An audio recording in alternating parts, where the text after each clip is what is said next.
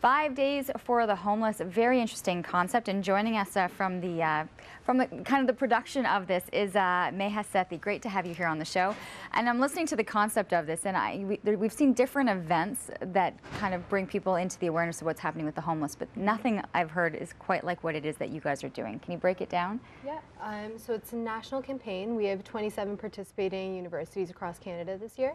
And we have, in each school, there's about 4 to 6 students who are living and sleeping outside for 5 days and 5 nights. They're following a set of rules. So they can't eat any food unless it's donated. They can't access any technology. They have to attend all their classes. They're not allowed to shower. And the purpose of the entire initiative is just basically build awareness and raise funds for local youth homeless shelters. Putting in these rules in place, I think, really changes the dynamic of how you're going to get through this, or how you realize how difficult it can be when some of these resources are taken away from you. And that's the idea of it, is to give us a better perspective of what the real experience of homelessness is. Obviously, we know it's nothing comparable to the real deal. We get to go home in 5 days to a warm bed, but we put these rules in to give us as real of an opportunity to experience it as we can. In terms of the discussion that's happening, are there a couple of individuals doing this at a time, so that, or are you rotating through? How will the days work? No, it's at Carleton at least we have 6 students, so no, every one of them is out every single night. They're only not outside if they're attending their classes or meetings, but besides that, it's all 5 nights for everyone. What do you anticipate being the biggest obstacle or the toughest part? Besides, I mean, of course, not going back to a warm bed or showering, I think the biggest thing for all of us has been the sense of rejection you get.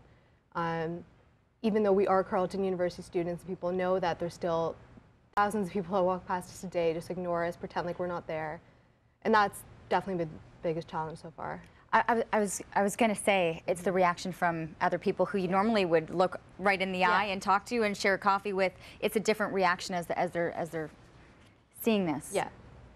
For the most part, it's been positive, and a lot of people come up to us, tell us we're really brave, they love what we're doing, but at the same time, there's so many people that walk past you and don't even look at you. In terms of is this an awareness campaign? What are you hoping to achieve from this? It is an awareness campaign, but at the same time, we do have a goal of $10,000, which is what Carleton's goal is every year, and we've managed to reach it every year. How are you doing that? How are the funds being raised?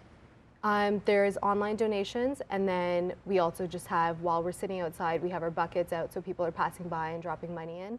You're hoping that they're dropping food off. You can't even eat unless it's a donated food. Yeah, and food has actually been very generous. We've had a lot of food being donated, so we're more so focusing on the donations. On the food donations coming through. Yeah.